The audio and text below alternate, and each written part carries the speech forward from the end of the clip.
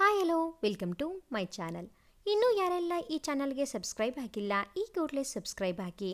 ಹಾಗೆಯೇ ಈ ಒಂದು ಕತೆ ತುಂಬ ಇಂಟ್ರೆಸ್ಟಿಂಗ್ ಆಗಿದೆ, ಸ್ವಲ್ಪನೂ ಸ್ಕಿಪ್ ಮಾಡದೆ ನೋಡಿ. ಭಾವನಾತ್ಮಕ ಕತೆ. ಇನ್ನೂ ಕಾಲ ಮಿಂಚಿಲ್ಲ, ಆಗಿದ್ದೆಲ್ಲ ಮರೆತು ಜೊತೆಯಾಗಿರೋಣ ಬಾ. ಸೂರ್ಯ ಸೋತ ಧ್ವನಿಯಲ್ಲಿ ಹೆಂಡತಿಯ ಮನ ಪರಿವರ್ತಿಸಲು ಸೆಣಸುತ್ತಿರುವ ಇದು 10ನೇ ಪ್ರಯತ್ನ. ಬರೀ 10,000 ಖರ್ಚು ಮಾಡಿದ್ದಕ್ಕೆ ಫ್ರೆಂಡ್ಸ್ ಮುಂದೆ ನನ್ನ ಕೆನ್ನೆಗೆ ಹೊಡೆದಾಗಲೇ ನನ್ನ ಪಾಲಿಗೆ ಗಂಡ ಎನ್ನುವ ಸಂಬಂಧ ಸತ್ತೋಯ್ತು. ಈಗ ಜೊತೆಯಾಗಿರುವ ಮಾತೇ ಇಲ್ಲ, ಕಾರುಣ್ಯ ದಿಟ್ಟವಾಗಿ ಹೇಳಿದಳು. ಇವರಿಂದ ಸ್ವಲ್ಪ ದೂರದಲ್ಲಿ ಕುಳಿತಿದ್ದ ಕಾರುಣ್ಯಾಳ ಅಣ್ಣ ಗಗನ್ ತಾನೇ ಗೆಲ್ಲುವುದು ಎನ್ನುವಂತೆ ಸೂರ್ಯನತ್ತ ಕುಹಕದ ನಗೆ ಬೀರಿದ. ಅವನನ್ನು ನಿರ್ಲಕ್ಷಿಸಿದ ಸೂರ್ಯ, ನನ್ನ ಸಂಬಳವೇ 20,000, ನೀನು ಒಂದೇ ದಿನಕ್ಕೆ 10,000ದ ಸೀರೆ ತಂದಾಗ ಪೂರ್ತಿ ತಿಂಗಳ ಖರ್ಚು ನೆನಪಾಗಿ ಕೋಪ ಬಂತು. ಹೊಡೆದು ಬಿಟ್ಟೆ. ಇನ್ಮೇಲೆ ಹಾಗಾಗದಂತೆ ನೋಡಿಕೊಳ್ಳುತ್ತೇನೆ, ಪ್ಲೀಸ್ ಬಾ.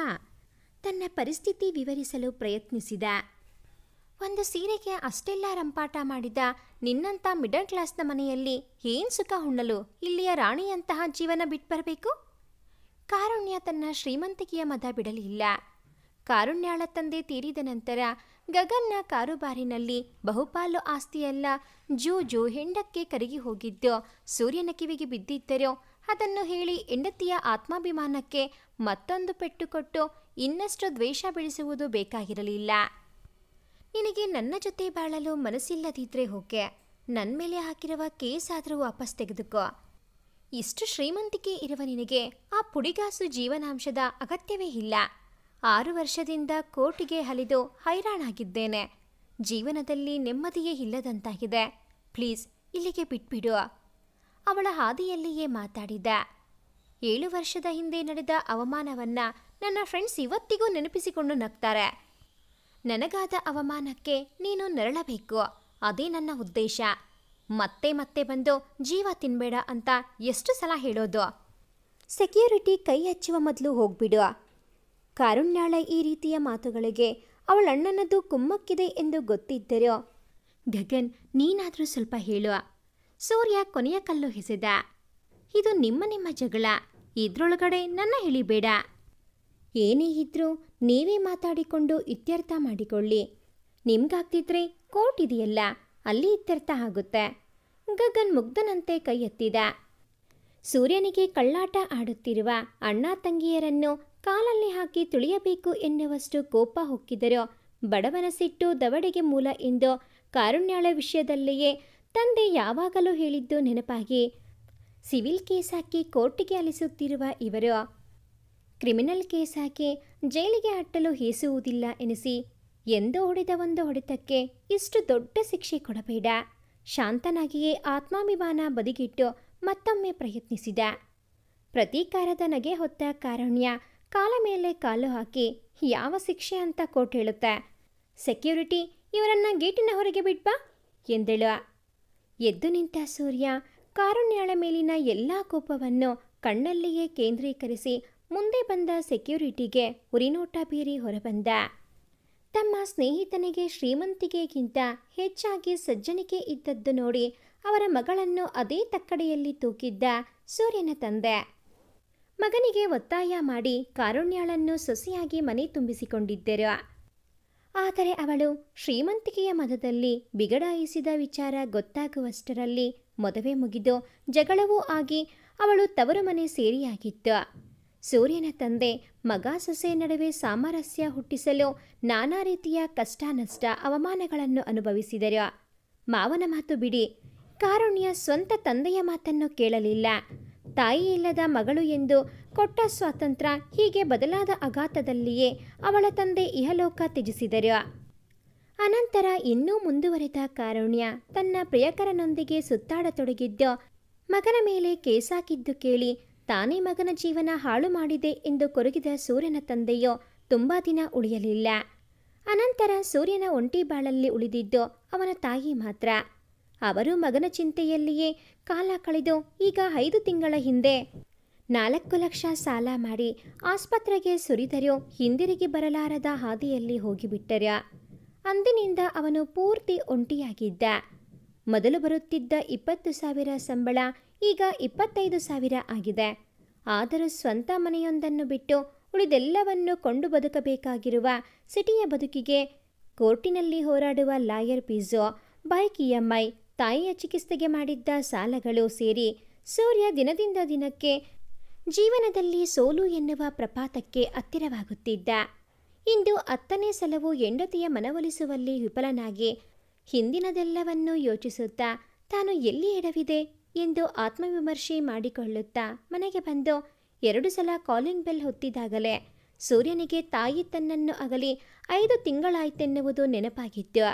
ನಿಟ್ಟುಸಿರು ಬಿಟ್ಟು ಜೇಬಿನಿಂದ ಬೀಗದ ಕೈ ಹುಡುಕಿ ಬಾಗಿಲು ತೆಗೆದು ಒಳಬಂದು ಸೋಫಾದಲ್ಲಿ ಕುಸಿದು ಕುಳಿತ. ಕಾರುಣ್ಯ ತನ್ನ ಮೇಲೆ ಸಾಧಿಸುತ್ತಿರುವ ದ್ವೇಷ, ತಾಯಿಯ ಅಗಲಿಕೆಯ ದುಃಖ, ಅಕ್ಕಪಕ್ಕದ ಜನರ ಹಾಗೂ ಆಫೀಸಿನ ಸಹ ಉದ್ಯೋಗಿಗಳ ಕುಹಕದ ನುಡಿಗಳು, ಫೀಸ್ ಎಂದು ತಿಂಗಳಿಗೊಮ್ಮೆ ಎದುರು ನಿಲ್ಲುವ ಲಾಯರ್, ಕೋರ್ಟಿನ ಹಿಯರಿಂಗ್ ಡೇಟುಗಳು, ಕೋರ್ಟಿಗೆ ಹಾಜರಾಗಲು ರಜೆ ಕೇಳಿದಾಗ ಸಿಡಿಮಿಡಿ ಮಾಡುವ ಬಾಸ್ ಎಲ್ಲವೂ ಸೇರಿ ಸೂರ್ಯನನ್ನು ಮಾನಸಿಕವಾಗಿ ಎಷ್ಟು ಕುಗ್ಗಿಸಿದ್ದವೆಂದರೆ ಕಾರುಣ್ಯಾಳನ್ನು ಕೊಲೆ ಮಾಡಿ ಜೈಲಿಗೆ ಹೋದರೆ ಹೇಗೆ ಎನ್ನುವಷ್ಟು ನಕಾರಾತ್ಮಕ ಯೋಚನೆಗಳು ತಲೆಯಲ್ಲಿ ಬರತೊಡಗಿದ್ದವು. ನೀನು ಕೋರ್ಟು ಕಚೇರಿ ಅಂತ ಅಲ್ಲೇ ಇರೋ, ನಾನು ಕೆಲಸಕ್ಕೆ ಬೇರೆಯವರನ್ನು ಅಪಾಯಿಂಟ್ ಮಾಡ್ಕೋತೀನಿ.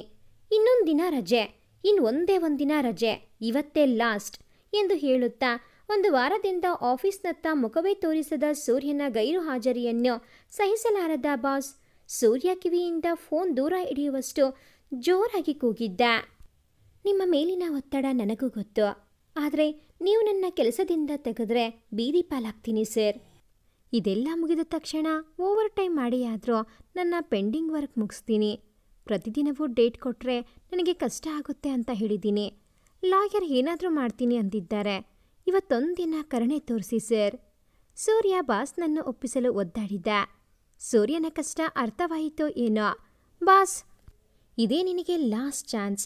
ನಾಳೆನೂ ಇದು ರಿಪೀಟ್ ಆದರೆ ನನಗೆ ಬೇರೆ ದಾರಿ ಇಲ್ಲ ಎಂದು ಮತ್ತೊಂದು ದಿನದ ರಜೆಯನ್ನು ಬಿಗಿದನೆಯಲ್ಲಿಯೇ ಮಂಜೂರು ಮಾಡಿ ಕಾಲ್ ಕಟ್ ಮಾಡಿದ. ಸೂರ್ಯ ಹೆಂಡತಿಯ ಮನವೊಲಿಸಲು ಪ್ರಯತ್ನಿಸಿ ಮತ್ತೊಮ್ಮೆ ಸೋತು ಬಂದ ಮರುದಿನದಿಂದ ಕೋರ್ಟು 6 ವರ್ಷಗಳಿಂದ ಎಳೆದಾಡುತ್ತಿರುವ ಕೇಸನ್ನು ಮುಗಿಸುವ ಅವಸರಕ್ಕೆ ಬಿದ್ದಂತೆ ಪ್ರತಿದಿನವೂ ಹಿಯರಿಂಗ್ ಡೇಟ್ ಕೊಡಲಾರಂಭಿಸಿತ್ತು. ಸೂರ್ಯ 1 ವಾರದಿಂದ 40 ಕಿಲೋಮೀಟರ್ ದೂರದ ಕೋರ್ಟಿಗೆ ಹಾಜರಾಗಿ ತನ್ನ ಕೇಸ್ ನಂಬರ್ ಕೂಗುವವರೆಗೂ ಕೋರ್ಟ್ ಆವರಣದ ಮರದ ಕೆಳಗೆ ಕುಳಿತು ಕೂಗಿದಾಗ ಹೋಗಿ ನ್ಯಾಯಾಧೀಶರಿಗೆ ಕೈ ಮುಗಿದು ವಾದ ಮಾಡುವ ಲಾಯರ್ಗಳ ಮುಖ ನೋಡುತ್ತಾ ನಿಂತು ಕೊನೆಗೆ ಮುಂದಿನ ಡೇಟ್ ಕೇಳಿಸಿಕೊಂಡು ಬರುವ ಕೆಲಸವನ್ನೇ ಮಾಡಿದ್ದ. ಆವತ್ತು ಅದೇ ರೀತಿ ಹೋಗಿ ನ್ಯಾಯಾಧೀಶರ ಮುಂದೆ ನಿಂತು ಕೈ ಮುಗಿದ. ಎದುರಿಗೆ ಹೆಂಡತಿ ಅಮಾಯಕಿಯ ಮುಖವಾಡ ಹೊತ್ತು ಅವಳ ಲಾಯರ್ ಜೊತೆ ನಿಂತಿದ್ದಳು. ವಾದ ವಿವಾದ ಆರಂಭವಾಯಿತು. ಸಮಯ ಸರಿಯುತ್ತಾ ಅಂದು ಯಾವ ಇತ್ಯರ್ಥಕ್ಕೂ ಬರದಂತಾಗಿ ಇಬ್ಬರನ್ನು ಒಮ್ಮೆ ದೀರ್ಘವಾಗಿ ದಿಟ್ಟಿಸಿದ ನ್ಯಾಯಾಧೀಶರು 15 ದಿನದ ನಂತರದ ದಿನಾಂಕಕ್ಕೆ ವಿಚಾರಣೆ ಮುಂದೂಡಿ ಫೈಲ್ ಮುಚ್ಚಿದರು. ಬದುಕಿದೆಯ ಬಡಜೀವವೇ ಎಂದುಕೊಂಡ ಸೂರ್ಯ ಸಮಾಧಾನದ ಉಸಿರೊಂದನ್ನು ಬಿಟ್ಟು ಹೊರಬಂದ ತಕ್ಷಣ ಹಿಂದೆ ಬಂದ ಲಾಯರ್ ಮುಂದಿನ ದಿನಾಂಕಕ್ಕೆ ಏನಾದರೂ ಮಾಡುವ ಭರವಸೆ ನೀಡಿ ಹಿಯರಿಂಗ್ ಡೇಟ್ ಹೆಚ್ಚಾಗುತ್ತಿರುವ ಕಾರಣ ಹೇಳಿ ಫೀಸ್ ಕೇಳಿದರು. 15 ದಿನದ ಹಿಂದೆಯೇ 10,000 ಕೊಟ್ಟಿದ್ದ ಸೂರ್ಯನ ಕೈ ಮುಂದಿನ ಸಂಬಳದ ದಿನಾಂಕದ ತನಕ ಬರಿದಾಗಿತ್ತು. ಮೇಡಮ್, ನನ್ನ ಪರಿಸ್ಥಿತಿ ನಿಮಗೂ ಗೊತ್ತು. ಈ ಟೈಮಲ್ಲಿ ನನ್ನ ಹತ್ತಿರ ಹಣ ಇಲ್ಲ ಎಂದು ದೀನಮುಖ ಮಾಡಿದ. ನಿಟ್ಟುಸಿರು ಬಿಟ್ಟ ಲಾಯರ್ ಸಾವಿತ್ರಮ್ಮ, ಸೂರ್ಯ, ನನಗೂ ಕಷ್ಟ ಆಗುತ್ತೆ, ಮುಂದಿನ ಪೇಮೆಂಟ್ ಸ್ವಲ್ಪ ಹೆಚ್ಚು ಕೊಡಬೇಕು ಎಂದರು. ವಿಧಿ ಇಲ್ಲದ ಸೂರ್ಯ ಸರಿ ಎನ್ನುವಂತೆ ತಲೆ ಅಲ್ಲಾಡಿಸಿ ಬೈಕ್ ಹತ್ತಿದ. ಗೇಟಿನ ಹೊರಗೆ ನಿಂತಿದ್ದ ಹೆಂಡತಿ ಒಂದು ವಿಜಯದ ನಗೆ ಬೀರಿ ಬಿರಬಿರನೆ ನಡೆದು ಕಾರ್ ಹತ್ತಿದಳು. ಏನು, ರವಿವಾರವೂ ಕೆಲಸಕ್ಕೆ ಬಂದಿದ್ದೀರಲ್ಲ? ವಾರದಿಂದ ರಾಶಿ ಬಿದ್ದಿದ್ದ ಕೆಲಸ ಮುಗಿಸಲು? ಸೂರ್ಯ ರವಿವಾರ ಬಾಸ್ನ ಅನುಮತಿ ಪಡೆದು ಆಫೀಸ್ಗೆ ಬಂದು ಕೆಲಸದಲ್ಲಿ ಮುಳುಗಿದ್ದವನು ಧ್ವನಿ ಕೇಳಿ ತಲೆ ಎತ್ತಿದ. ಇದರಿಗೆ ಸಹ ಉದ್ಯೋಗಿ ಕುಮುದ ನಿಂತಿದ್ದಳು. ಏನೋ ಹಾಳ್ ಕೆಲಸ ಬಂದು ವಾರ ಪೂರ್ತಿ ರಜೆ. ಬಾಸ್ ಪೆಂಡಿಂಗ್ ವರ್ಕೆಲ್ಲ ಬೇಗ ಮುಗಿಸ್ಲಿಲ್ಲ ಅಂದರೆ ಕೆಲಸಕ್ಕೆ ಹೊಗೆ ಹಾಕ್ತೀನಿ ಅಂದರು. ಅದಕ್ಕೆ ರವಿವಾರವೂ ಆಫೀಸ್ ವಾಸ. ನಿಮ್ಗೇನು, ನೀವು ಬಂದಿರಲಿಲ್ವಾ? ಇಡೀ ಆಫೀಸಿನಲ್ಲಿ ಜವಾನನನ್ನು ಬಿಟ್ಟರೆ ತಾನೊಬ್ಬನೇ ಎಂದುಕೊಂಡಿದ್ದ ಸೂರ್ಯ ಮತ್ತೊಬ್ಬ ಸಹ ಉದ್ಯೋಗಿ ಬಂದದ್ದು ನೋಡಿ ಅಚ್ಚರಿಯಿಂದ ಕೇಳಿದ. ನಾನು 1 ವಾರ ರಜೆ ಹಾಕಿದ್ದೆ. ಬಾಸ್ ನನಗೂ ಗುರು ಅಂದ್ರು ಎಂದ ಕುಮುದ ತನ್ನ ಕೆಲಸದ ಜಾಗದತ್ತ ಹೋದಳ. ಸೂರ್ಯ ಮತ್ತೆ ಕಂಪ್ಯೂಟರ್ನಲ್ಲಿ ಕಣ್ಣು ಕೀಳಿಸಿದ. ಬನ್ನಿ ಕಾಫಿ ಕುಡಿದು ಬರೋಣ. ಕುಮುದ ಹೇಳಿದ್ದು ಕೇಳಿ ಸಮಯ ನೋಡಿದ. 4 ಗಂಟೆಯಾಗಿತ್ತು. ಮಧ್ಯಾಹ್ನದ ಊಟವನ್ನು ಮಾಡಿರದ ಸೂರ್ಯನಿಗೆ ಆಹ್ವಾನ ಹಿತಕರವಾಗಿತ್ತು. ಸರಿ, ಇಬ್ಬರೂ ಸೇರಿ ಆಫೀಸ್ ರೋಡ್ ಆಚೆ ಬದಿಯಲ್ಲಿದ್ದ ಕೆಫೆಗೆ ಹೋದರು. ಸೂರ್ಯ ಕಾಫಿ ಹೀರುತ್ತಾ ತನ್ನಂತೆ ಯಾವಾಗಲೂ ಯಾವುದೋ ಚಿಂತೆಯಲ್ಲಿಯೇ ಇರುತ್ತಿದ್ದ ಕುಮುದ ಇಂದು ತುಂಬ ಖುಷಿಯಾಗಿತ್ತಂತೆ ಕಾಣಿಸಿ, ಏನು ತುಂಬ ಖುಷಿಯಲ್ಲಿದ್ದೀರಾ ಎಂದ. ತಂಗಿ ಮದುವೆ ಮುಗೀತು. ತಮ್ಮನೂ ಜಾಬ್ ಮಾಡ್ತಿದ್ದಾನೆ. ಈಗ ನನ್ನ ಜವಾಬ್ದಾರಿ ಎಲ್ಲ ಮುಗಿದು ನಾನು ಫ್ರೀ ಬರ್ಡ್. ಯಾರಾದರೂ ಕೇಳಿದರೆ ಸಾಕು ಎನ್ನುವಂತೆ ತಕ್ಷಣ ಕುಮುದ ಖುಷಿಯ ಕಾರಣ ವಿವರಿಸಿದಳು. ಹೋ, ಕಂಗ್ರಾಟ್ಸ್. ತಂಗಿ ಮದುವೆಗೇನಾ 1 ವಾರ ರಜೆ ಎಂದ. ಸೂರ್ಯನ ಮುಖದ ಮೇಲೂ ಸಾಂಕ್ರಾಮಿಕವಾಗಿ ನಗೆ ಹರಡಿತು. ಹೌದು, ಮದುವೆಯಲ್ಲಿ ಸಿಕ್ಕಾಪಟ್ಟೆ ಕೆಲಸ ಇತ್ತು. ಎಲ್ಲ ಮುಗಿದ ಮೇಲೆ ಮನಸ್ಸಿಗೆ ಏನೋ ಖುಷಿ. ಕುಮುದ ಕಣ್ಣು ಹೊಳಿಸುತ್ತಾ ಹೇಳಿದಳು. ಆಫೀಸಿನಲ್ಲಿ ಹಲೋ ಹಾಯ್ ಬಾಯ್ ಬಿಟ್ಟರೆ ಹೆಚ್ಚಿಗೆ ಮಾತೇ ಆಡದ ಕುಮುದ ಇಂದು ವೈಯಕ್ತಿಕ ವಿಷಯಗಳನ್ನು ತನ್ನ ಮುಂದೆ ಹೇಳುತ್ತಿರುವುದು ನೋಡಿ ಸೂರ್ಯನಿಗೆ ಅಚ್ಚರಿಯಾದರೂ ಅವಳ ಸಂತೋಷ ನೋಡಿ ಅವನ ಮನಸ್ಸು ಚಿಂತೆಗಳಿಂದ ಹೊರಬಂದು ಸ್ವಲ್ಪ ಹಗುರವಾಯಿತು. ಹೌದು, ನೀವು 1 ವಾರ ರಜೆ ಹಾಕಿದ್ರಿ ಅಂದ್ರಲ್ಲ, ಯಾಕೆ? ಎಲ್ಲಾದರೂ ಫ್ಯಾಮಿಲಿ ಟ್ರಿಪ್ ಹೋಗಿದ್ರಾ? ಕುಮುದ ಸಹಜವಾಗಿ ಕೇಳಿದಳು. ಪ್ರತಿದಿನ ಮನೆಗೂ ಕೋರ್ಟ್ಗೂ ಫ್ಯಾಮಿಲಿ ಒಂದು ಮಾಡಲು ಟ್ರಿಪ್ ಮಾಡಿದೆ. ಆದರೆ ಬೇಡ ಬಿಡಿ ಎಂದ. ಸಹ ಉದ್ಯೋಗಿಗಳು ಸೂರ್ಯನ ವೈವಾಹಿಕ ಜೀವನದ ಬಗ್ಗೆ ಪಿಸುಪಿಸು ಮಾತಾಡುವಾಗ ಅಲ್ಪ ಸ್ವಲ್ಪ ಕಿವಿಗೆ ಬಿದ್ದಿದ್ದ ಕುಮುದಾಗೆ ತಾನು ಕುಟುಂಬದ ಬಗ್ಗೆ ಕೇಳಬಾರದಿತ್ತು ಎನಿಸಿ, ಕ್ಷಮಿಸಿ, ನಾನು ತುಂಬ ಪರ್ಸನಲ್ ವಿಷಯ ಕೇಳಿದೆ, ಕ್ಷಮೆ ಕೇಳಿದಳು. ಪರವಾಗಿಲ್ಲ, ನೀವು ಬೇರೆಯವರಂತೆ ಅನ್ನಿಸಿದ್ದನ್ನು ಕತೆ ಮಾಡಿ ಹಬ್ಬಿಸುವ ಬದಲು ಡೈರೆಕ್ಟಾಗಿ ನನ್ನನ್ನು ಕೇಳಿದ್ರಲ್ಲ, ಅದಕ್ಕೆ ನಾನು ಸಂತೋಷ ಪಡಬೇಕು. ನೀವು ಕತೆ ಕೇಳೋದಾದರೆ ಹೇಳೋದಕ್ಕೆ ನನಗೇನೂ ಬೇಜಾರಿಲ್ಲ, ಹೇಳ. ಸೂರ್ಯನನ್ನು ಲಾಯರ್ ಮತ್ತು ಬಾಸ್ ಬಿಟ್ಟರೆ ಬೇರೆ ಯಾರೂ ಏನು ನಿನ್ನ ಕತೆ ಎಂದು ಕೇಳಿಯೇ ಇರಲಿಲ್ಲ. ಹೀಗಾಗಿ ಅವನಿಗೆ ಎದೆಯಲ್ಲಿರುವ ನೋವನ್ನು ಹೊರಗೆ ಹಾಕಿ ಭಾರ ಕಡಿಮೆ ಮಾಡಿಕೊಳ್ಳಲು ಒಂದು ಜೊತೆ ಕಿವಿಗಳು ಬೇಕಾಗಿದ್ದವು. ಒಂದು ಸಲ ಸುತ್ತ ಕಣ್ಣಾಡಿಸಿದ ಕುಮುದ, ಆಫೀಸ್ನಲ್ಲಿ ಹೇಳ್ತೀರಾ ಎಂದಳು. ಸೂರ್ಯ ಎಂದು ಗೋಣಾಡಿಸಿದಾಗ ಅವಳು ಬಿಲ್ ಹಣ ಇಟ್ಟು ಎದ್ದು ನಿಂತಳು. ನನ್ನ ಕಥೆಯಲ್ಲಿ ನನ್ನ ಹೆಂಡತಿ ಪ್ರಕಾರ ನಾನೇ ವಿಲನ್. 8 ಗಂಟೆಯವರೆಗೆ ಕೆಲಸ ಮಾಡಿದ ನಂತರ ಸೂರ್ಯ ಮುಖದಲ್ಲಿ ವಿಷಾದ ಹೊತ್ತು ಕತೆ ಆರಂಭಿಸಿದ. ಹಾಗೆ ಕೇಳ್ತೀರಿ? ಕುಮುದ ನಿಜವಾದ ಕಾಳಜಿಯಿಂದಲೇ ಕೇಳಿದಳು. ನನ್ನ ಕತೆ ಕೇಳಿ, ನಿಮಗೆ ಗೊತ್ತಾಗುತ್ತೆ ಎಂದ ಸೂರ್ಯನ ಮಾತಿಗೆ ಮೌನವಾಗಿ ಕಿವಿಗೊಟ್ಟಳು. ಅಪ್ಪ ಅವರ ಸ್ನೇಹಿತರ ಮಗಳು ಕಾರುಣ್ಯ ವಿದ್ಯಾವಂತೆ, ನನಗೆ ಒಳ್ಳೆಯ ಜೋಡಿ ಅಂತ ಶ್ರೀಮಂತರ ಸಹವಾಸ ಬೇಡ ಎಂದರೂ ಕೇಳದೆ ಮದುವೆ ಮಾಡಿದ್ದರು. ಸರಿ, ಮದುವೆ ಮುಗಿದ ಮೇಲೆ ಸಂಸಾರ ಆರಂಭವಾಯಿತು. ಗಂಡನ ಮನೆಗೆ ಬಂದ ದಿನವೇ ವಿದ್ಯಾವಂತ ಸೊಸೆ ತನ್ನ ಅಧಿಕಾರ ಆರಂಭಿಸಿದಳು. ಯಾವಾಗ ನೋಡಿದರೂ ಮುಖ ಬಿಗಿದುಕೊಂಡೇ ಮಾತನಾಡ್ತಿದ್ದಳು. ಅವಳ ಧೋರಣೆ ನೋಡಿ ಅಪ್ಪ ಅಮ್ಮ ಹೆಚ್ಚು ಕೆಲಸ ಹೇಳ್ತಿರ್ಲಿಲ್ಲ. ನಾನು ಹೇಳಿದರೆ ಮಾಡ್ತಿರ್ಲಿಲ್ಲ. ನನಗೆ ಸಂಬಳವನ್ನೆಲ್ಲ ಹೊಯ್ದು ಅಮ್ಮನ ಕೈಯಲ್ಲಿ ಕೊಡುವ ಅಭ್ಯಾಸ ಇತ್ತು. ಮದುವೆಯಾದ ಮೇಲೂ ಅಂತೆಯೇ ಸ್ವಲ್ಪ ದಿನ ನಡೆಯಿತು. 3 ತಿಂಗಳಾಗಿತ್ತೇನೋ. ಸಂಬಳ ಅತ್ತೆಯ ಕೈಗೆ, ನನ್ನ ಕೈಗೆ ಕೊಡು ಅಂತ ಸಿಡಿಮಿಡಿ ಮಾಡತೊಡಗಿದಳು. ನಾನು ಕೆಲಸಕ್ಕೆ ಹೋದಾಗ ಅಪ್ಪ ಅಮ್ಮನೊಂದಿಗೆ ಜಗಳ ಆರಂಭಿಸಿದಳು. ಆದರೂ ಸಹಿಸಿಕೊಂಡು ಅವಳ ತಂದೆಯಿಂದ ಬುದ್ಧಿ ಹೇಳಿಸಿ ಸಂಸಾರ ರಥ 6 ತಿಂಗಳು ಎಳೆಯುವಲ್ಲಿ ಅವಳ ಜೀವನಾಭ್ಯಾಸಗಳಿಂದ ನನಗೆ ಸಾಕಾಗಿ ಹೋಗಿತ್ತು. ಸೂರ್ಯ 1 ನಿಮಿಷ ಸುಮ್ಮನೆ ಕುಳಿತು ಮತ್ತೆ ಆರಂಭಿಸಿದ. ಅವತ್ತು ಮನೆಗೆ ಹೋದಾಗ ಅಪ್ಪ ಅಮ್ಮ ಮುಖದ ಮೇಲೆ ಚಿಂತೆ ಹೊತ್ತು ಕುಳಿತಿದ್ದರು. ಯಾಕೆ ಎಂದು ಕೇಳಿದಾಗ ಹಿಂದಿನ ದಿನ ಕೊಟ್ಟಿದ್ದ ಸಂಬಳದ ಹಣವನ್ನೆಲ್ಲ ತಾಯಿಯೊಂದಿಗೆ ಜಗಳ ಮಾಡಿ ತಾನು ಸಂಸಾರ ನಿಭಾಯಿಸುತ್ತೇನೆ ಎಂದು ಕಿತ್ತುಕೊಂಡು ಹೋದವಳು ಇನ್ನೂ ಮನೆಗೆ ಬಂದಿಲ್ಲ ಎನ್ನುವುದು ಗೊತ್ತಾಯಿತು. ಬರಲಿ ಎಂದು ಕಾಯ್ದೆವು. ಸುಮಾರು 8 ಗಂಟೆಗೆ 4-5 ಜನರೊಂದಿಗೆ ಬಂದು, ಇವರೆಲ್ಲ ನನ್ನ ಸ್ನೇಹಿತೆಯರು, ರಾತ್ರಿ ಊಟ ಇಲ್ಲೇ ಮಾಡುತ್ತಾರೆ, ಅತ್ತೆ ಅಡಿಗೆ ಮಾಡಿ ಎಂದು ಕೆಲಸಗಾರರಿಗೆ ಹೇಳುವಂತೆ ಆರ್ಡರ್ ಮಾಡಿ ತಂದಿದ್ದ ಸ್ವಲ್ಪ ಸಾಮಾನುಗಳನ್ನು ಕೊಟ್ಟಳು. ಅಮ್ಮ ಬಂದವರ ಮುಂದೆ ಬಾಯಿ ತೆರೆಯಲಾಗದೆ ಅಡಿಗೆ ಮನೆಗೆ ಹೋದರು. ನಾನು ಅಸಹನೆಯಿಂದಲೇ ಕುಳಿತಿದ್ದೆ. ನನ್ನ ಪಕ್ಕದಲ್ಲಿ ಬಂದು ಕುಳಿತು ಇವತ್ತು ಶಾಪಿಂಗ್ ಹೋಗಿದ್ದೆ ಅಂತ ಒಂದು ಸೀರೆ ತೋರಿಸಿದಳು. ಕೋಪ ಬರುತ್ತಿದ್ದರೂ ತಡೆದುಕೊಂಡು, ಬೆಲೆ ಎಷ್ಟು, ಹಣ ಎಲ್ಲಿಯದು ಎಂದು ಕೇಳಿದ್ರೆ, 10,000 ರೂಪಾಯಿಯ ಸೀರೆಯನ್ನ ನನ್ನ ಸಂಬಳದಲ್ಲಿ ತಗೊಂಡು ಬಂದಿದ್ದಳು. ನನಗೆ ಆಗ 20,000 ಸಂಬಳ ಇತ್ತು. ಅದರಲ್ಲಿ 10,000ದ ಸೀರೆ ತಂದ್ರೆ ಜೀವನ ನಡೆಸೋದು ಹೇಗೆ ಎಂದಾಗ, ಗಂಡು ತಾನೇ ದುಡ್ಡು ತಂದಾಕಿ ಅಂದ್ಲು. ಬಂದಿದ್ದ ಅವಳ ಸ್ನೇಹಿತೆಯರೆಲ್ಲ ಕಿಲಕಿಲ ನಕ್ಕರು. ಬಂದ ಕೋಪಕ್ಕೆ ಏನು ಮಾಡುತ್ತಿದ್ದೇನೆ ಎಂದು ಗೊತ್ತಾಗುವಷ್ಟರಲ್ಲಿ ಅವಳ ಕೆನ್ನೆಗೆ ಬಿಸಿ ಹೊಡೆದು ಬಿಟ್ಟಿದ್ದೆ. ಅಷ್ಟೇ, ಅತ್ತು ಕರೆದು ರಂಪ ಮಾಡಿ ರಾತ್ರಿಯೇ ತವರು ಮನೆಗೆ ಹೋದವಳು ಯಾರೇ ಹೇಳಿದರೂ ಏನೇ ಮಾಡಿದರೂ ತಿರುಗಿ ಬರಲಿಲ್ಲ. 6 ವರ್ಷದ ಹಿಂದೆ ಜೀವನಾಂಶ ಬೇಕು ಅಂತ ಕೇಸ್ ಹಾಕಿದ್ದಾಳೆ. ಇನ್ನೂ ಕೇಸ್ ನಡೀತಿದೆ. ಅವತ್ತು ನಾನು ಸ್ವಲ್ಪ ಸಂಯಮದಿಂದ ವರ್ತಿಸಿದ್ರೆ ಜೀವನ ಹೀಗಾಗ್ತಿರ್ಲಿಲ್ಲ. ನಾನೇ ಇನ್ನೂ ಸ್ವಲ್ಪ ಹೊಂದಿಕೊಂಡು ಹೋಗಬೇಕಿತ್ತು ಅಂತ ಈಗ ಅನಿಸ್ತಿದೆ ಎಂದು ಶೂನ್ಯ ದಿಟ್ಟಿಸುತ್ತಾ ಸುಮ್ಮನೆ ಕುಳಿತ. ಕುಮುದ ಕಷ್ಟದಲ್ಲಿಯೇ ಹುಟ್ಟಿ ಕಷ್ಟದಲ್ಲಿಯೇ ಬೆಳೆದು ತಮ್ಮ ತಂಗಿಯರನ್ನು ದಡ ಸೇರಿಸುವವರೆಗೆ ಮದುವೆ ಕೂಡ ಆಗದೆ ದುಡಿದಿರುವ, ಜೀವನದ ತುಂಬ ಕಷ್ಟಗಳನ್ನು ನೋಡಿರುವವಳು. ಜೀವನದ ಕೆಲವು ಕಷ್ಟ ನಷ್ಟಗಳಿಗೆ ಯಾರೂ ನೇರವಾಗಿ ಹೊಣೆಯಲ್ಲದಿದ್ದರೋ ತಾನು ಸರಿ, ಎದುರಿನವನೇ ತಪ್ಪು ಮಾಡಿ ಕಷ್ಟ ಕೊಡುತ್ತಿದ್ದಾನೆ ಎಂದು ಆರೋಪಿಸುವ ಎಷ್ಟೋ ಜನರನ್ನು ನೋಡಿದವಳು.